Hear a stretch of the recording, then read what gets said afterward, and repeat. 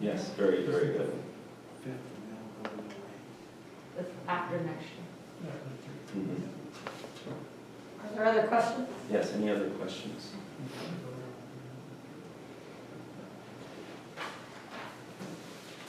And I want to thank Tracy. She works very well with me, with the budget, and does a lot of information gathering. And I say we end up, actually, we met virtually this year instead of going to Topeka to meet with Greg Nuenswander, one of the budget state finance guys at KSDE. So again, I want to thank Tracy and the work she does and the way she works. We work together in regards to putting together a budget and trying to be as fiscally responsible as we can for everyone. The rec center budget is also in there. We're required to run that through ours. I know that sometimes is a topic of discussion, and their mill levy obviously did drop because of the whole ongoing noise. And it's back to where it used to be before that law was in place.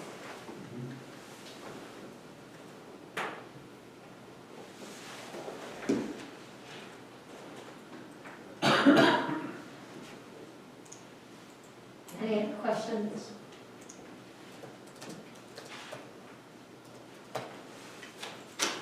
Okay.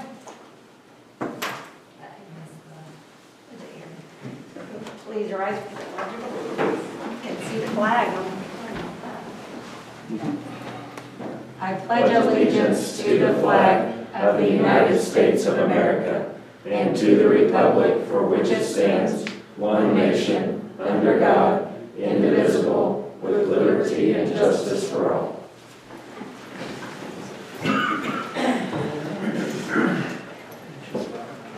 So first order of business, letter C under 2, we need to amend the minutes for the July 13th meeting.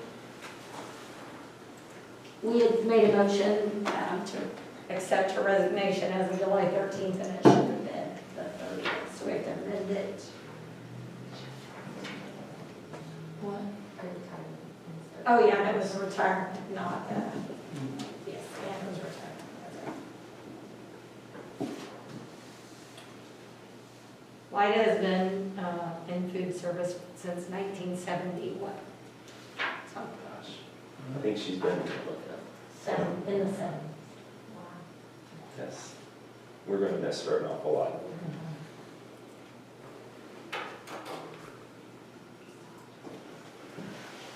I'll make a motion to amend the meeting minutes from the July 13th, 2020 and draft minutes to reflect that Lyda Lawson tendered a resignation, and that the minutes should reflect that Lyda Lawson retired from her position effective June 30, 2020. Second. Any discussion? Okay.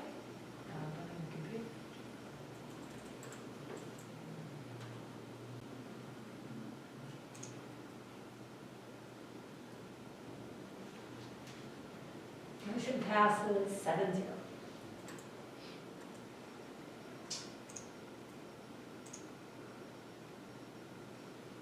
So then we need to do D. Another motion.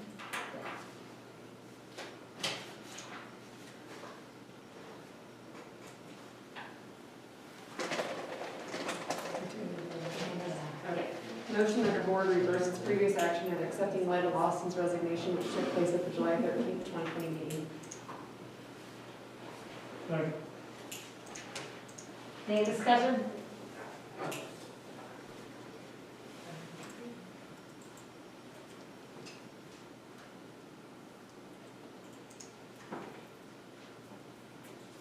Motion passed 7-0. So E, are there any additions to the agenda?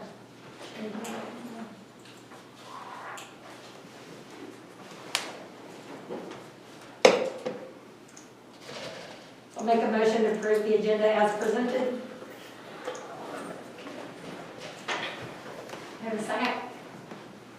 Second. Any discussion?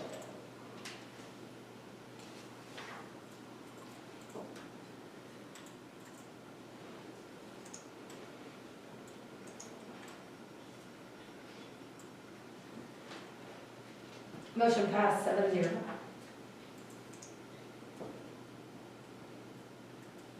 Concerns of Burlington USD 244 patrons. Got any today? Got it. I already addressed one with the expenditure one, we saw that, but when you look at the board's 5-year plan has been approved for capital outlay, and then I understand the working document and that there are sometimes changes made in that, but there was a reason for prioritizing that in the first place. And I think that sometimes we lose track of what we're doing at different times. And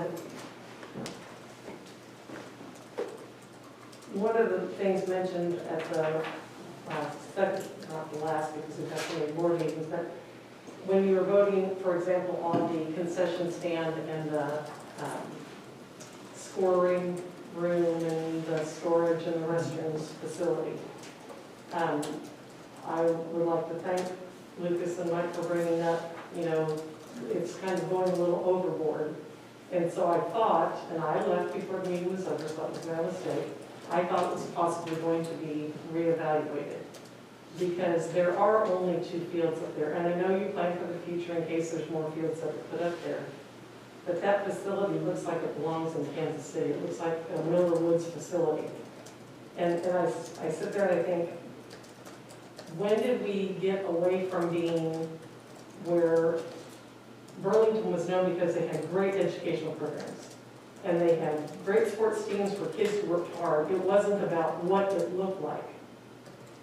And so I just feel like we've maybe lost touch about, yes, we like nice facilities, but in the long run, we do have to keep those facilities up.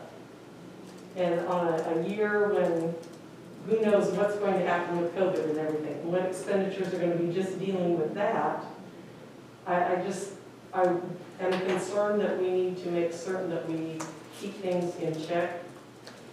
And I can also say I was highly offended, and I don't know if it's because I worked with the kids so hard all during Veterans Day time, teaching about patriotism and everything, but when the comment was made that this flag that we're looking for that costs anywhere from $4,000 to $9,000 somehow shows patriotic thoughts, I'm thinking, no, our flag, not one that is of such a high extent of money, that's not what makes patriotism. And so I just think sometimes we look at things and we are putting I won't say too much money into things that aren't that important, but a flag is a flag is a flag, and we have one in our high school already.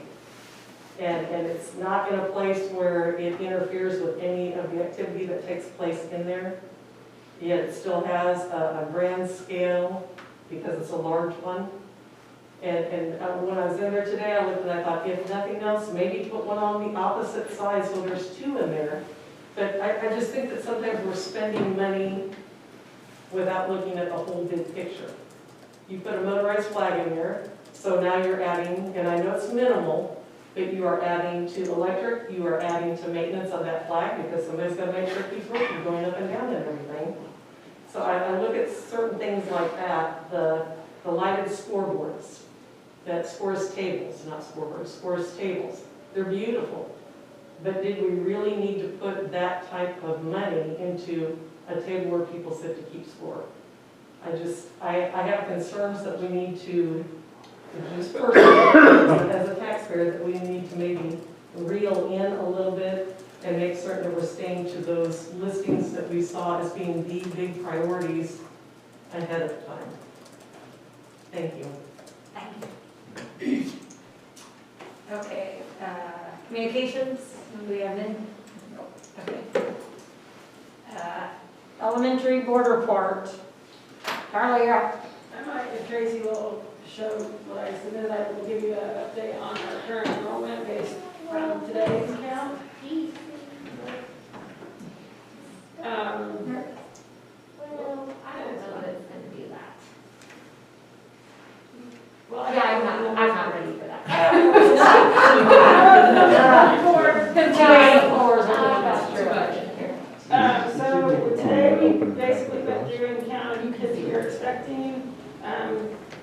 kind of see where we're at based on what the estimates were.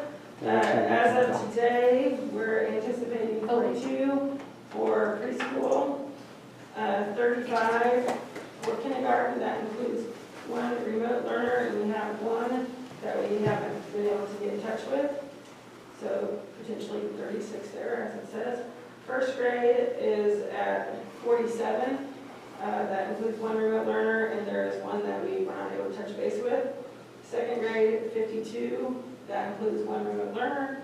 47. That includes one remote learner, and one that we have, not counting one that we can't get hold of. And fourth grade is at 63. We have 2 remote learners and 1 student we haven't been able to get hold of. We have 4 students that we're anticipating that we have not touched base with. That gives K through 4 enrollment of 244, a total of 286 at BES.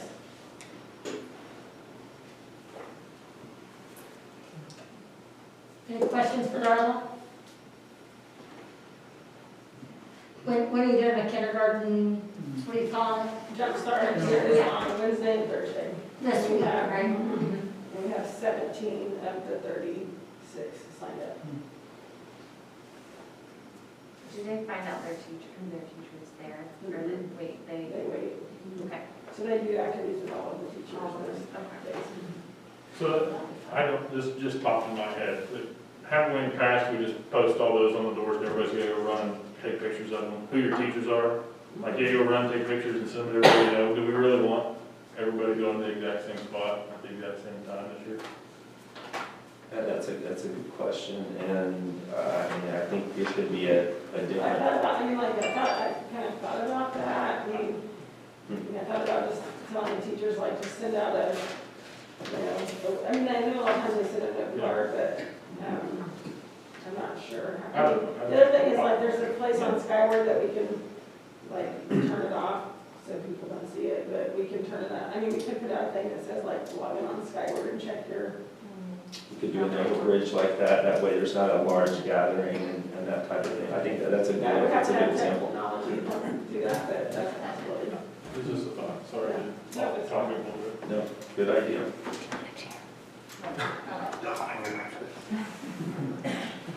I was just going to tell you on your early childhood screenings, I had the joy of going through that on the 5th. Very well ran. It went so smoothly, and it looks like you had a really big turnout for that. I didn't realize that there was even that many students there. So kudos to you and your staff, because that went really well. Thank you.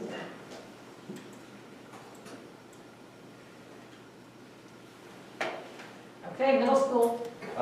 In visiting with Barb, we were tracking down different families we haven't heard from. As of today, we're still hiring about 240 students that we're looking at actually having either remote or in person.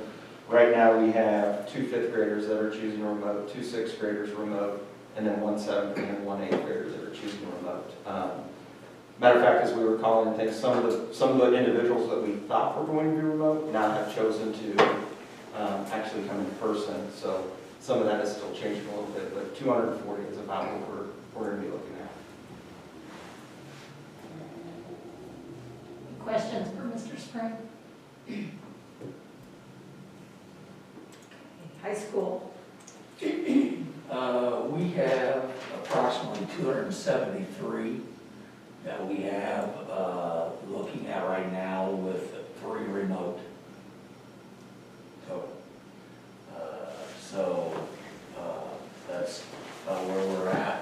Talked to Susan this morning, she was doing all of that, and she said we may have a couple more that she hears. She's a great resource for me because she knows what's going on out there. She thought there was a couple more that may be coming in as well. I would also like to tell you guys that I felt like enrollment went very, very well this year. Heard a lot of really good compliments. Our secretarial staff and those individuals did an outstanding job, and it was very much appreciated. It's a very, very long day, and it was pretty hot outside, so I want to commend them for everything they've done because they did an outstanding job. And again, I heard nothing but good positive comments from it, guys. So I think the online piece is going well. It's getting better. People are getting more used to it. And ready to go. So I don't know if you guys heard anything, but that's what I had heard from the clerk. I thought it went great personally, and it was a lot of, for lack of better terms, like hubbub, like there were people so excited to be there. The kids were excited, everybody had masks on, everybody, I mean, I didn't see one person that did not have a mask on, and, you know, people were just, I think, it felt like everyone was happy to be there, just staff, students, and parents. So, great job. You else have anything for Sheree? Okay, special ed. I don't have anything to add. My students are doing all those numbers, so, pretty much what I put in there, I just turned in 4 recommended hires today to wait on background checks. We also got a resignation today. So, it's gonna kind of be like that, I think, until we get settled in, but, we're not in dire straits. We may be short one in a building and one in another. It's not like we're down 10 in a building or anything like that, so. How many are bridges? That's where I had a resignation from today, so but I already have a fix for that, so. How many students? Students, well, nobody came and enrolled, but that's not uncommon either. Probably 3 to 4. There's one that we may move out there that we're gonna have some conversation with. And part of that program too, of course, the bridge is the term to transition from 18 to 21, and so they may transition at some point between the years of 18 and 21. So it's not necessarily they'll all go to age 21. And we had some do that. We have one that is already in there where they will stay, and so, Yeah. and we have one that was getting hired on at one of the local businesses, so, which is the ultimate goal. Right.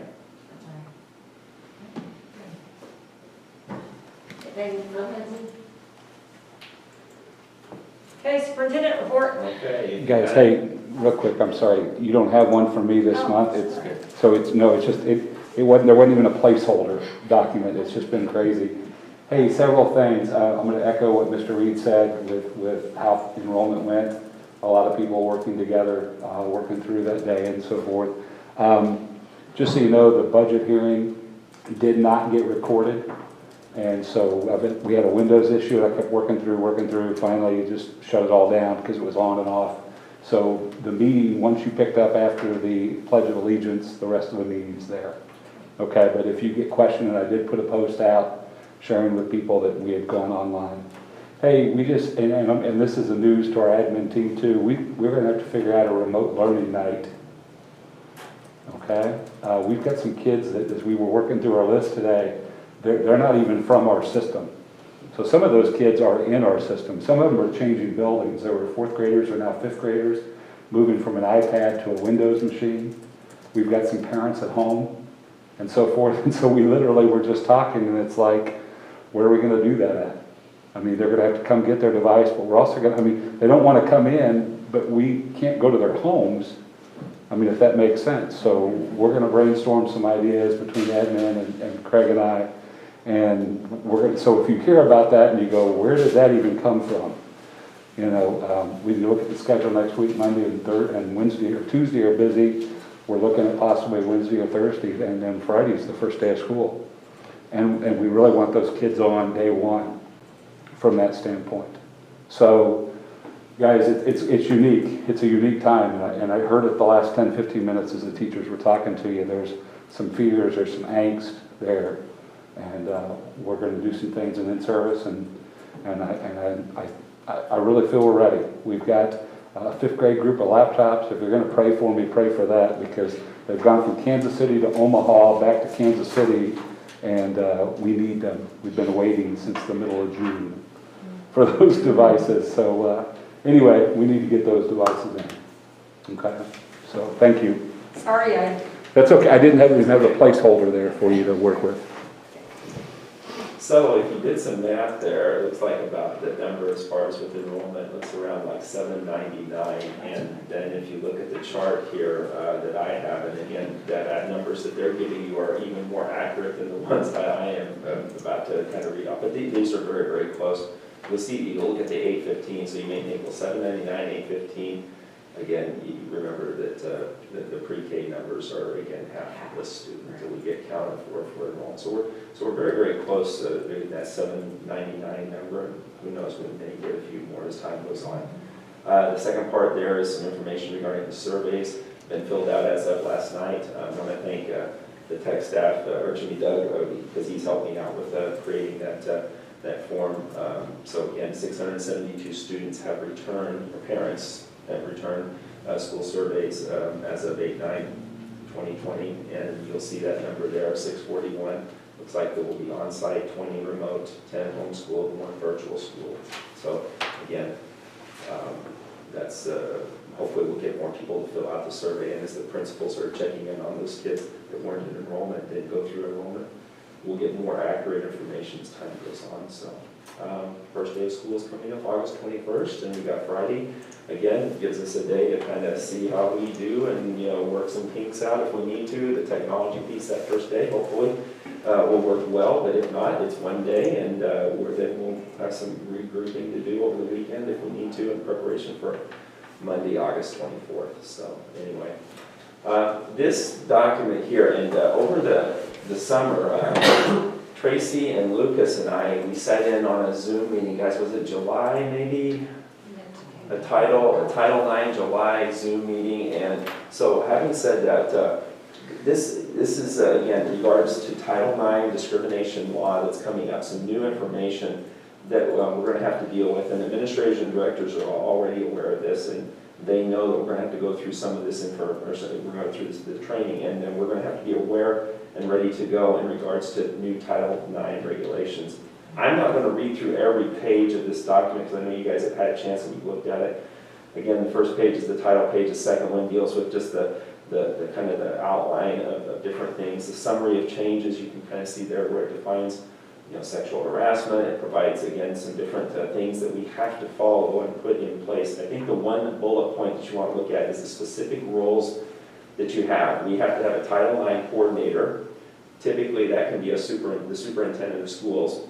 And then after that, you have investigators and decision makers. Now, different sizes districts can have different people doing those jobs. You can also, if you have such a small school district that maybe the superintendent is the principal and they can't do both or all three, you may have to pull in other people like KASB to help you out with the investigator piece or the decision maker. So those are the roles that we're going to have to fill here. Again, if you look at the summary of changes, there's also some more information there. Continuing on the terminology and the roles, it defines the sexual harassment definition there for everybody. And there's a part where it talks about the hostile environment. Again, you do not want to have a hostile environment where you're working. Again, you want to do everything in your power to create the best work environment for everybody to be successful. Continuing on, there's a slide, I think number 7, talks a little bit again about that hostile work environment where it's unwelcoming conduct. You just don't want anything to be offensive. You want to make sure that everybody, you know, has a good, comfortable place to either work, go to school, and so on and so forth.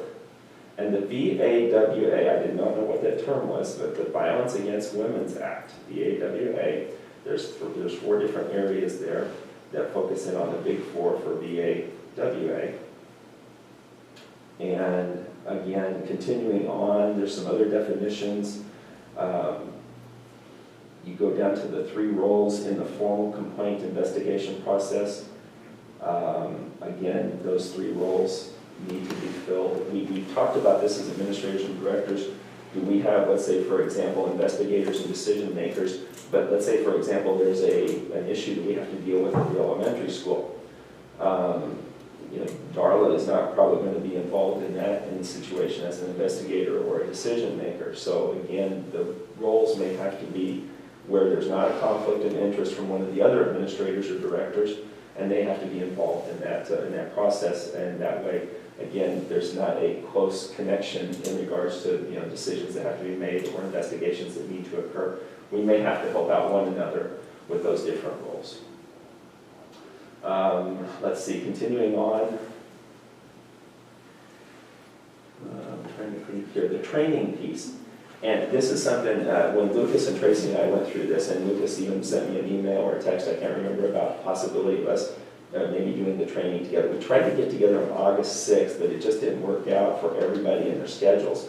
So as board members, if you would like to join us as administrators and directors, we can look to schedule that either via Zoom meeting, or we can maybe even have somebody from KASB come down, much like way we do in our IBD training, and we can do the training here on site with somebody, if we can look to schedule a date for that. So if any of you or all of you would like to be involved in that, to learn a little bit more about the Title IX rules and regulations that we have to deal with here in the district, you're more than welcome to join us, and we can set up a day for training. So let's see, continuing on, I'm trying to think if there's anything that you see of the slides that you've read before, or if there's anything that just is popping up.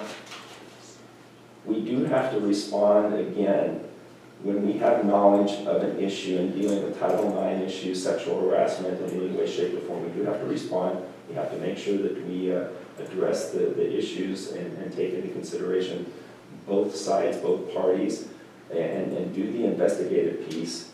And then again, share that information out once we're done with all of the investigation. And there may be an appeal process depending on what has happened, what has transpired. Everybody may, agree with what has happened. It's possible that during the investigation, the investigation could be dropped based on just a variety of different things that could happen. So the slide number 16, I think it talks about the supportive measures that you need to have in place in regards to any type of a Title IX issue that you're dealing with. There can be counseling, there can be extension of deadlines, there can be modifications, and so on and so forth. You just want to make sure that you're taking care of all the needs for everybody in regards to that Title IX issue. How long is the training? The training that was originally scheduled the August 6th was like at 9 a.m. to 3:30 p.m. and there's a lunchtime broken in the middle. It could be a little less, of course, it just depends on how quick you get through. It could be, let's say, 9 to 2 or 9 to 1:30, 9 to 2:30, it just kind of depends. I just wondered if we could make it part of the retreat, so then I was like, no, maybe not. Yeah, it's going to be a little bit longer. I will check, I'll check with KASB tomorrow or the next day maybe to see what their time frame is if you do something on site. They may allot for a longer time period if you're doing a Zoom meeting, because if you got 30 different districts, there could be a lot of questions. Just kind of depends. I'll do some checking to see if they can come in and do it on site. Does the administrators will have to be trained? Yes.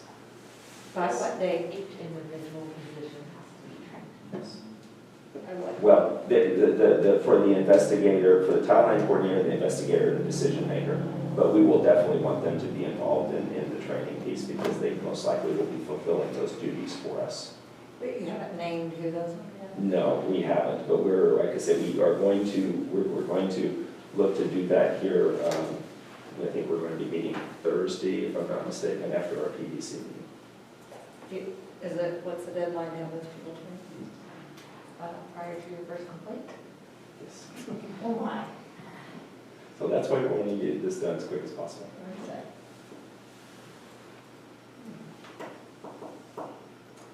Again, continuing on, I don't know if there's any other questions that you have. Again, it's a lot of information. It's something that we have to make sure that we're prepared for. Hopefully we never have to deal with this. That would be wonderful. But if we do, we have to be prepared to handle this situation. And you see the different responsibilities that you see for the decision maker. If you go down to page, I think it's 22.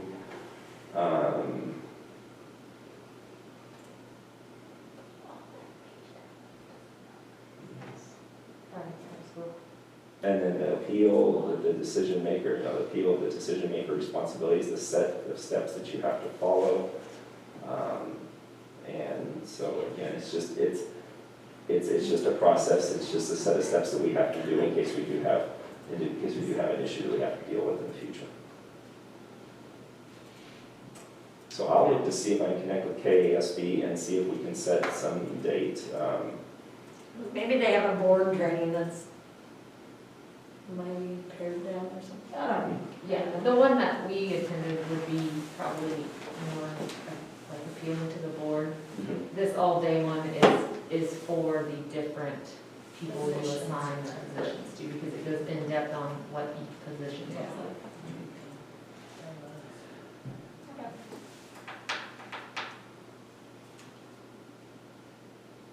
Anything else for Craig?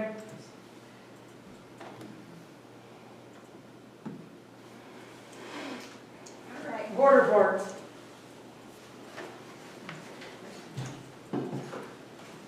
Okay, anything?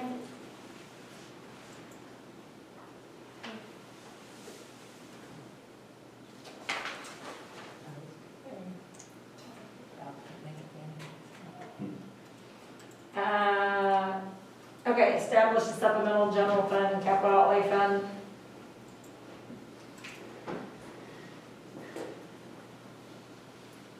Don't know if you have any other questions.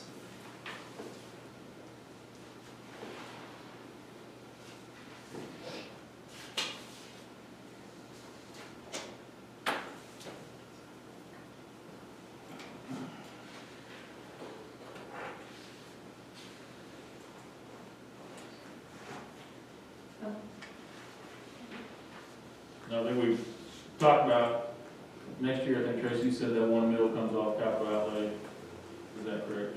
Down to 4. And I think we've talked about that in the 30% of the general fund budget.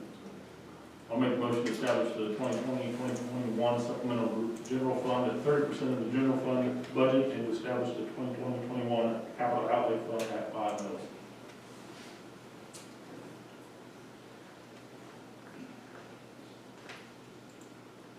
Second. Any discussion? Go on your computer.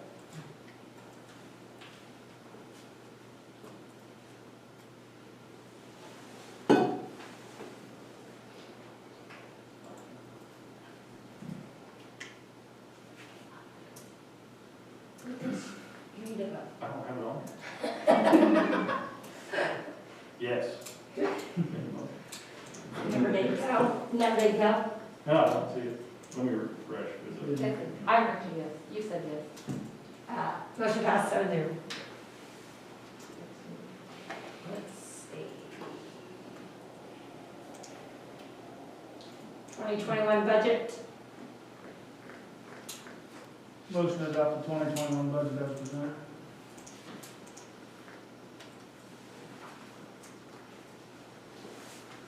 Second. Any discussion?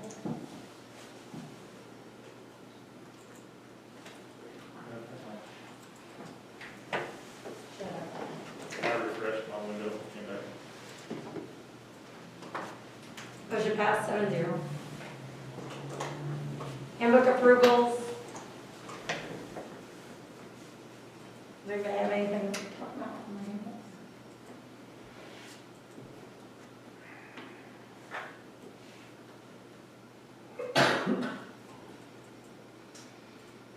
Motion to approve the handbooks as presented.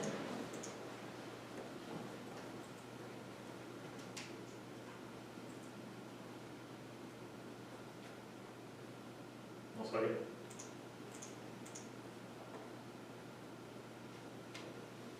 Any discussion?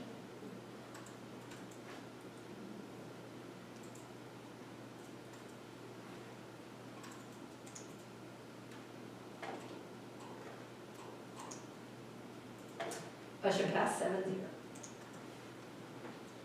Okay, learning plan and health guideline change. Okay, I'm gonna go to the assurances first. We'll go, this is a fact sheet that we have from, oh, I'm sorry, that for the remote learning assurances page that we have from KSDE. And so this just gives an outline of what is expected for us in regards to remote learning and the things that we need to do. So this is just a form that we have to sign. I'll sign. Monique, you can sign as well.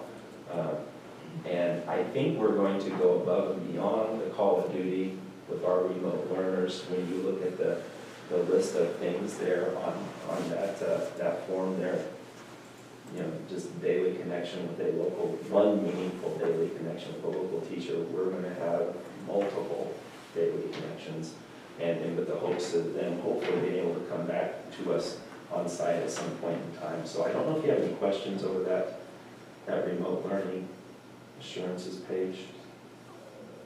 Again, just a KSDE document.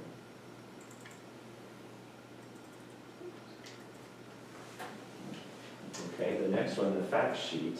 We look at the fact sheet real quick, and this is another, just a document, again, that KSDE puts out in as far as just information, what's the difference between remote learning and virtual education. So you can kind of see the chart there, and it shows the differences between the two. And there is a difference between a virtual education and a remote learning student. Again, we feel very strongly about our remote learning option.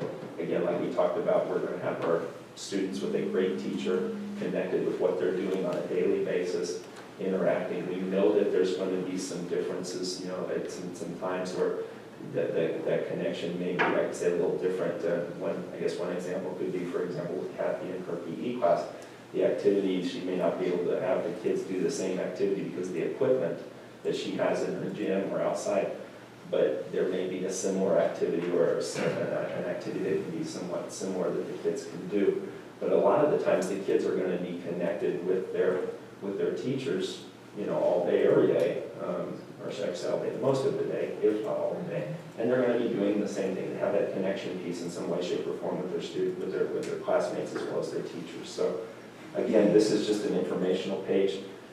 I don't know if you have any questions over the differences, but we feel really, really good about this remote learning option that we have in place, and especially if we have to go, for some reason, hopefully that's not the case, if for some reason we can't go on site, we'll have remote learning as well as a blended or a hybrid model. So, let's look at the learning options first. These were some adjustments made, and I want to thank everybody that was involved in the advisory council. We had a 2.5-hour meeting. Oh gosh, I'm trying to think, was it last Thursday? Last Thursday, or was it 2? Well, and then we have the A4, it's right there. Oh, A4, I'm sorry. It's right there in front of me. It was a really good meeting with a lot of really good discussion and some things that we hadn't thought of. One of the things in regards to the revision of our the definition piece of remote learning, we realized we didn't have enough of a definition, and we probably as administrators and directors thought we did, but again, because we live it and we eat it, sleep it, and drink it right now, we did make some adjustments there to be able to help give people a better view of what remote learning, online learning would look like. So that's the highlighted part, and thank Tracy for adjusting and making those areas highlighted in there as well. And so that, again, that's our, as we know, this document's going to be revised and adjusted as time goes on. So scrolling down, I think that's the only thing that was highlighted on that document and changed. There's a frequently asked questions section on the district website from that meeting. Lots of questions that we put together, lots of answers, and so again, it's out there for everybody to see, as well as the list of people on our committee. And it looks like Tracy's going to pull it up there. It's underneath the quick link documents section on the first page, and you can see where it's located. Not everyone can always see the mouse, I try to move it around. So It's in there. Yep. Do you have any questions over that? Again, it's just more of a definition piece. But again, the committee felt like that was important and that was needed, so we greatly appreciate that thought that they had. We're going to look at the health guidelines next. And again, this was revised, and we have some information there in regards to the definition of a child if they are ill. So this is something that we worked on with Lindsay Payer and some information from the health department. And there's some terms in there that are a little different, like malaise and myalgia, which again are terms not familiar with because that's not my world, it's the medical piece. But again, we put a definition out there to the side so people would kind of know what those are. So we felt like giving a definition of your child being ill, these are things that you should look at. And if you got at least 2 of those, you probably need to be thinking about keeping your kids at home. I know we discussed at the last meeting about the fever situation and whether it's 100 or 100.4. And basically, there were, believe it or not, there were some people, when it was put to 100.4, some people were saying, well, that means 104, I should keep my kid home. If there, no, there was some discrepancy in people reading 100.4 as 104, which I can't even imagine, but there was, at least that was brought up and brought to our attention, at the meeting. The group, the advisory group, and if I'm missing something, I know Stacy and James were there. They basically felt like if that's the number we use normally, was 100, why would we move it to 100.4 when we had a situation like COVID going on? Why would we change our restrictions or our guidelines and make them less restrictive than we would if we were, I say right now, in this situation with COVID. So 100 or 100.4, we felt like we ought to keep where we are and not move it to 100.4. Any questions on that first part, that ill, the definition of being ill?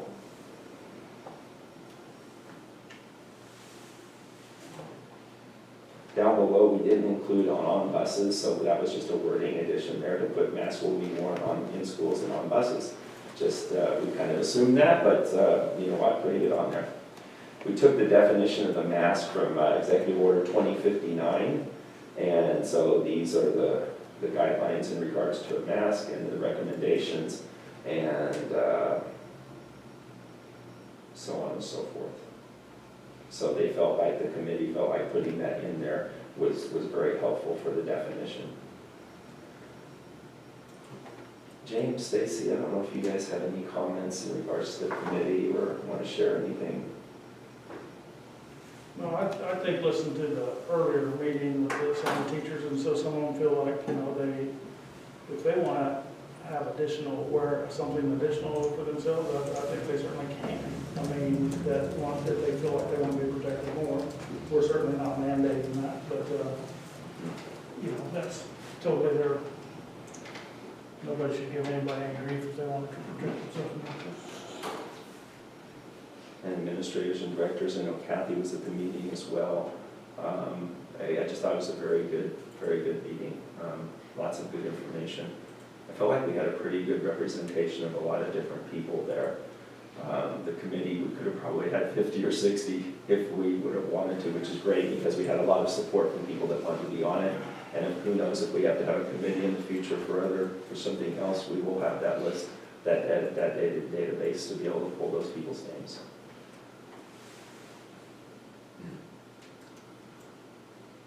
Any other questions? We may look to try to have one meeting before school starts, just to see if there's anything that anybody's heard of that we need to consider or think about. I don't anticipate it being a 2.5-hour meeting, but and I know it's tough to find time in the schedule, but it might be worth it to have just a quick follow-up of basically, okay, is there anything that we're missing? Just a quick check before school starts on August 21st. So we'll try to maybe look to schedule a short one.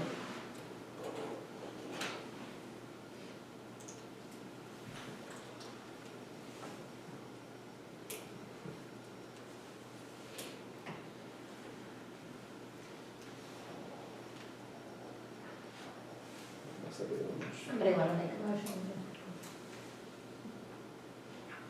Motion to approve the remote learning 2020-2021 assurance as presented.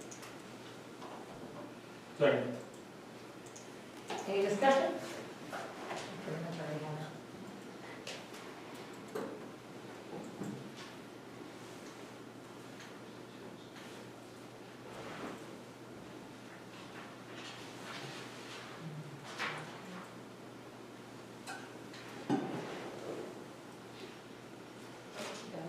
Got it? Motion passed 7-0. Oh, I'm sorry. I looked up. Okay, motion passed 6-1. Thank you for checking. I looked up. Okay, our architect fee for baseball, softball, restroom. Okay, we had a discussion about this at the, I think it was the July board meeting, in regards to possible fees set up, where we talked, the board talked about a $15,000 fee for this, and then if additional amount was needed in regards to the project. And that, again, that was not including the mechanical and electrical engineering fees. And so with that being said, I'm giving you some information here, just an update for the time and the expense for this, this project. We can stick with the plan that we have, and if we do that, there will be that 15,000 feet plus the additional hours that would be billed to us. And right now, we do have a slight amount over at $4,098.75. Plus, then you add in the electrical engineering fees of $8,000. That would bring the total, again, as you can see, for unbilled services up to $12,000. There's another option that we could do, a fixed fee. In talking with Clark, and Clark would be available by phone if we need to call him if you have any questions that I can't answer. That's that next to the last paragraph down there. Clark, again, made a proposal there that we could set a fixed fee. That's the number, and that's going to be 6.3%, 6.37% of the total project. Gives you an idea of what a project this size would normally be. I don't know what the board's wishes are in regards to the two options.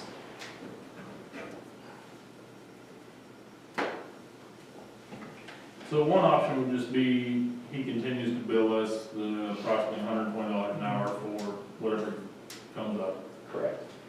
The other option is, the bill's gonna be $28,850, and if we had a fiber optic cable and some other stuff, and he ends up working for 400 hours, that's still billed. Correct. Okay. It's a flat fee, it's a fixed fee. Yes.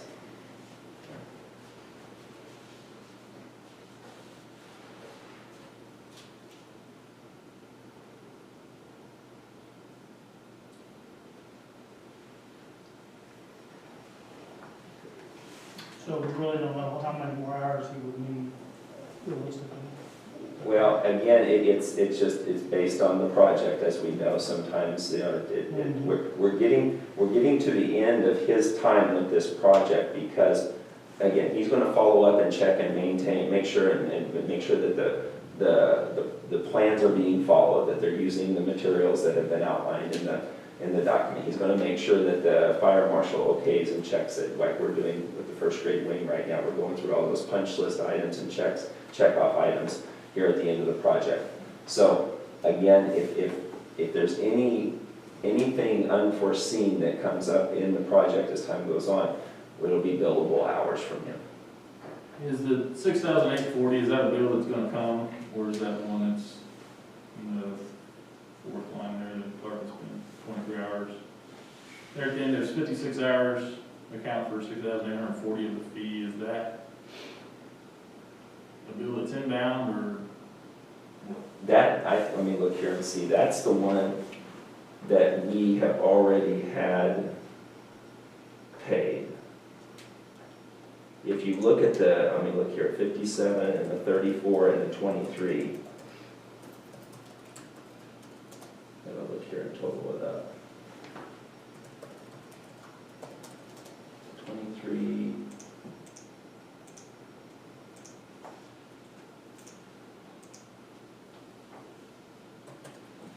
The 34 have already been, yes, that's already been billed.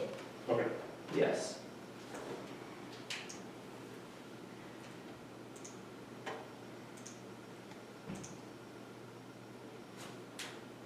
So does he say he has 140 hours worth of work left? If he's toward the end of this project?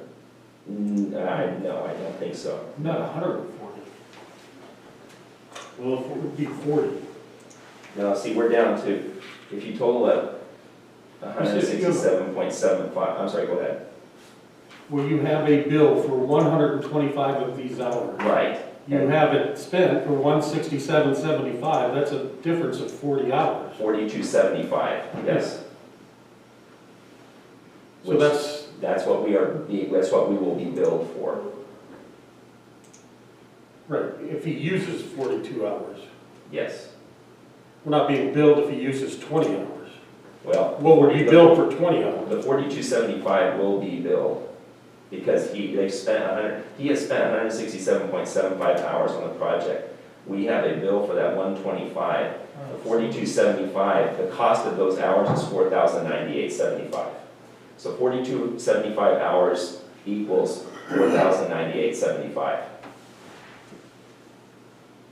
That's the additional above and beyond the 15,000 that we've set for the project.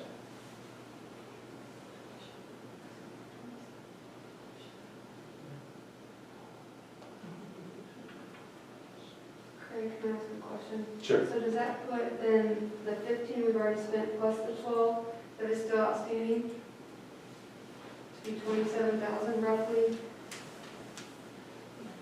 No? Okay, sorry. It's $8,000 for the mechanical and electrical engineering fees, plus the 4098. Right, but is that then plus the 15? Yes, So that's I'm sorry. 27 already? yes, yes. Okay. I'm sorry, I just want to make sure that I. yeah. So I think with that understanding, we're on the hook for 27, he wants to call 28,850, and it's good. Okay, Correct. that's way different than And last time. that, yes, and that's the fixed fee for that project. Right, yeah. Yes. Okay, yeah, because I was thinking we were on the hook for like 23. and you- No. Yeah, 28. No, Okay. Thanks for asking that. good question, yes. So in my mind, that makes more sense that there's not much difference between what we got billed, what we got on, and he's still gonna be available for issues that come up with the fee that's set. Correct. That would make more sense. It's a little bit, I'd say, of an insurance piece. Yeah, we haven't started breaking into concrete yet. And again, he would be available if I do need to call him, if you have any other questions.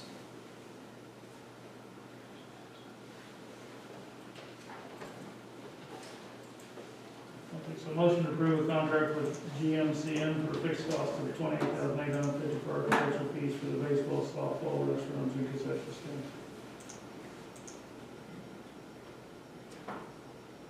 Second. Any other discussion? No, I like the idea of getting a fixed cost and locking that in. Yes.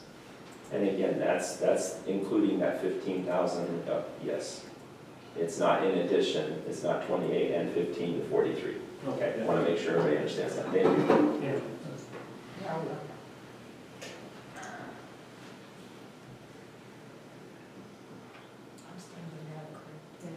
Motion passes 6-1. Do we ever need to go back for personnel? Does anybody have need to go back for personnel at all?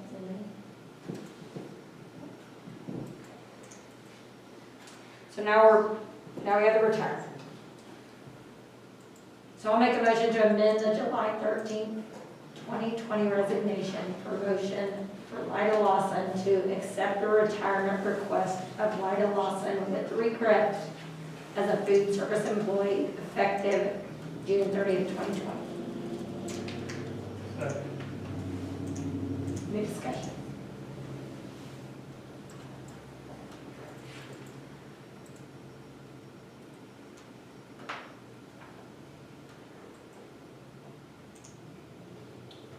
How many years did you say? Oh, gosh. I was in school. Motion passes 7-0. 70-something. I want to say 79, but don't hold me to that. 78, 79, and she's... 79 years? Years that- No, she's... 1979. That's a pretty long time. Do you know Darla? 70? She was hired in 83. Oh, 83. So she's 38. Awesome. Debrief. One thing I want to bring up is we have the picnic on Thursday at 6 at Kelly Park. Craig sent a reminder. We just thought bring a lawn chair and people will maybe just do it outside. And we're going to provide everything, hamburgers, hot dogs, individual bags of chips. So if anybody could help set up like around 5, I'd really appreciate some help. I won't be there. You can, I'll be insured. get back. And you'll RSVP with Tracy because we'll have an account and we want to be as close to possible. Your current count is 27. We'll RSVP. 2. We'll be there. I'm included in the board. So we just feel like we really want to go ahead and do it, you know, I mean, we can be outside and if you get back to town at a decent time. Last few weeks, it's been 10 and midnight. If I was having surgery, I would wait. You're making that money. Hmm? You're making that money. So yeah, so I'll plan to be there by 5 to set up, so. And then I thought if it's so hot or pouring rain or something, we could move the tables, you know, kind of spin up. Craig, has anybody filled the gas tanks? I will double check on it, thank you. And Pastor, do you have help? Yes. Okay. Yeah, thank you. And I have a list of things to get on this. But we'll have people serving, whatever we have, most of them will be all packaged, so. I wanted to say, thanks for bringing my attention to the FAQ for reopening on the webpage. I didn't know that was there, so thanks for putting that out there. That can alleviate a lot of people's questions. I want them to that, to have them probably better. Doug and Tracy and a lot of the crew at the tech, they do a tremendous job with the social media and the website, so. Yeah. And if you have anything that you think should be added, if you read something, just send it their way. Yep. So, anything else? There should be a folder passed around for people to sign stuff. There's some for you, Shane. Yeah, he does. Got it. That's all made to me. All right. Okay, meeting adjourned. Thank you. Thank you, everyone.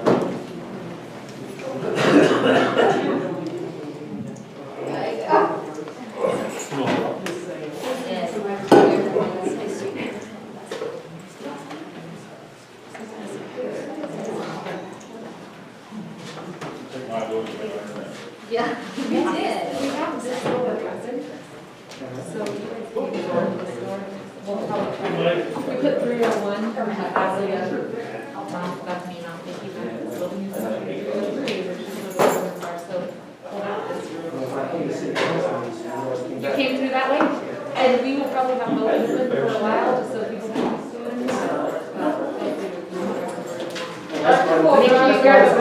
Make sure you grab a brownie. I thought you were trying to